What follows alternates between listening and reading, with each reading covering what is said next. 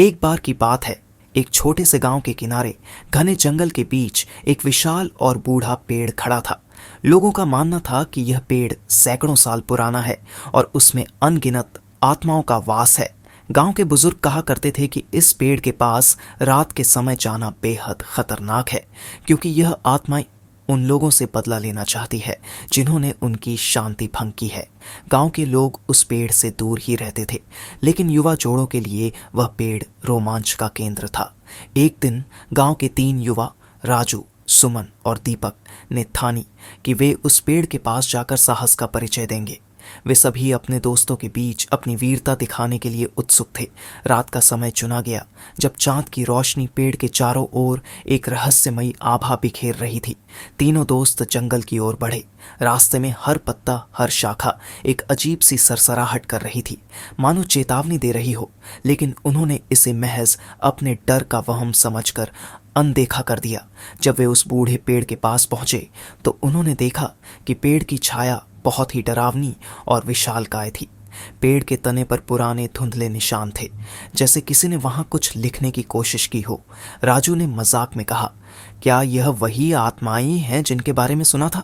तभी अचानक ठंडी हवा का झोंका आया और दीपक ने महसूस किया कि कोई उसके कंधे पर हाथ रख रहा है। वह पीछे मुड़ा, लेकिन वहां कोई नहीं था। सुमन ने भी एक अजीब सी फुसफुसाहट सुनी, मानो कोई उसका नाम पुकार रहा हो। डर अब उनके चेहरों पर साफ दिखाई दे रहा था। राजू ने हिम्मत दिखाने की कोशिश की और पेड़ के पास जाकर उस पर अपने नाम का निशान बनाने लगा। जैसे ही उसने चाकू से पेड़ पर निशान बनाना शुरू किया, पेड़ से एक तेज चीख निकली। ऐसा लगा जैसे पेड़ खुद दर्द से चीख रहा हो। अचानक पेड़ की जड़ें हिलने लगीं और उनमें से धुआं उठने लगा। तीनों दोस्त घबराकर पीछे हटने लगे, लेकिन तभी पेड़ से निकलकर आत्माएं उनके चारों ओर मंडराने लगीं। उन आत्माओं के चेहरे विकृत और डरावने थे। वे तीनों की ओर झपटने लगीं। राजू, सुमन और दीपक ने बचने की पूरी कोशिश की, लेकिन आत्माओं ने उन्हें घेर लिया। अचानक एक आत्मा ने सुमन की ओर इशारा करते हुए कहा, तुम्हें हमारी शांति भंग करने की सजा मिलेगी।